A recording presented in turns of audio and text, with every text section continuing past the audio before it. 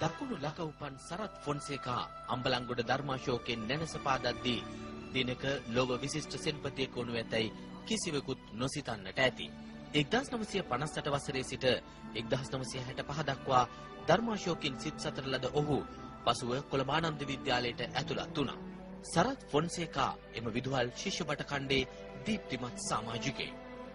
විශිෂ්ට පුරවැසියන් දායාද කළ ආනන්දයෙන් 1969 වසරේදී සමුගත් සරත් ෆොන්සේකා සිය තරුණ දිවිය උපන් බිම වෙනුවෙන් කැපකිරීමට තීරණය කළා. එම තීරණය ක්‍රියාවට නැගුණේ 1970 වසරේ පෙබරවාරි මාස 5 වන දින යුද හමුදාවට එක් වෙමින්. සරත් ෆොන්සේකා ශ්‍රී ලංකා සිංහ රෙජිමේන්තුවේ පළවන බලඇණියේ දෙවන ලොතිනන්වරයෙකු ලෙස සිය හමුදා ජීවිතය ආරම්භ කළේ 1971 වසරේ ජූනි මාස 1 වෙනිදායි.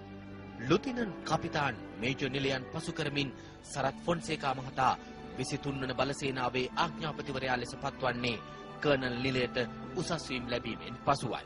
කර්නල් වරයෙකු ලෙස එවක පැවති ත්‍රස්තවාදයට එරෙහි සටනට නොබියව මුහුණ දුන් මේ සෙන්පතියා එම කාල සීමාවේ බලවේගයේ මෙහෙයුමට සක්‍රියව දායක වුණා. 1993 වසරේ දෙසැම්බර් 1 වෙනිදා බ්‍රිගේඩියර් නිලයට ඔහු උසස් වීම ලැබුවා.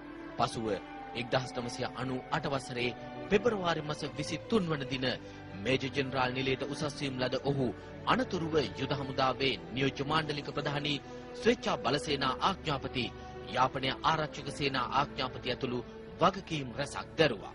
ඒ වන විට ඔහු බ්‍රිතාන්‍ය රාජකීය ආරක්ෂක විද්‍යාපීඨය ඇමරිකාව, ඉන්දියාව, බංග්ලාදේශය, ජපානය ඇතුළු රටවල් රැසක ලද සුවිශේෂ පුහුණුවීම් තුලින් පන්නරය ලැබ සිටියා.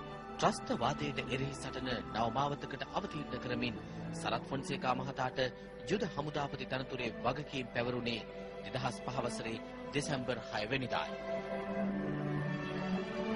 නවපත් වීමත් සමග යුද හමුදාවේ විවිධ ප්‍රතිසංස්කරණ හා නවීකරණ සිදු කරමින් ලුතිනන්ට් ජෙනරාල් සරත් ෆොන්සේකා මහතා ත්‍රස්තවාදයට එරෙහි ක්‍රියාමාර්ග ත්‍රිවර කළා.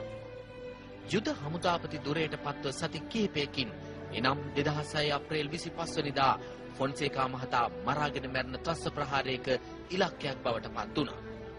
සටනේදී ඊට පෙරද තුවාල ලැබ තිබූ සරත් ෆොන්සේකා මහතා ධෛර්යයෙන් ඊට මුහුණ දෙමින් යලිත් සටන් බිමට අවතීර්ණ වූයේ සම්පූර්ණ සුවය ලබයි. මාවිල් ආරු සටනේ සිට නන්දි කඩාල් දක්වා LTT කොටු කළ ත්‍රිවිධ හමුදාවෙන් යුද හමුදාවට නායකත්වයේ දුන් මේ සෙන්පතියා අවසානයේ පසුගිය මැයි මාස 18 වෙනිදා සිය අරමුණ සඵල කරගත්තා. මව්බිම යලිත් ත්‍රස්ත ග්‍රහණයෙන් මුදා ගැනීමට පෙරමුණගත් පිරිස අතර සිටි මේ සෙන්පතියා ජනාධිපතිතුමා විසින් එහිදී ඇගයීමට ලක් කළේ ජෙනරල් නිලයට උසස් කරමින්. අනතුරුව පසුගිය ජූලි මාස 15 වෙනිදා ජෙනරල් සරත් ෆොන්සේකා මහතා ආරක්ෂක මාණ්ඩලික ප්‍රධානී තනතුරට පත් කෙරුණේ එහි බලතල කාර්ය හා කර්තව්‍යයන් පුළුල් කරමින්. බලවේගය නොනවතින රැල්ල වඩමාරච්චි රිවිරැස ඇතුළු ක්‍රියාන්විතයන් සමග 30 වසරක් පැවති යුද්ධයේ ආරම්භයේ සිට අවසානයේ දක්වා සිටි මේ සෙන්පතියා රණබිමේ පෑ සමත්කම් උදෙසා පදක්කම් රැසකින් පුදලා දායි.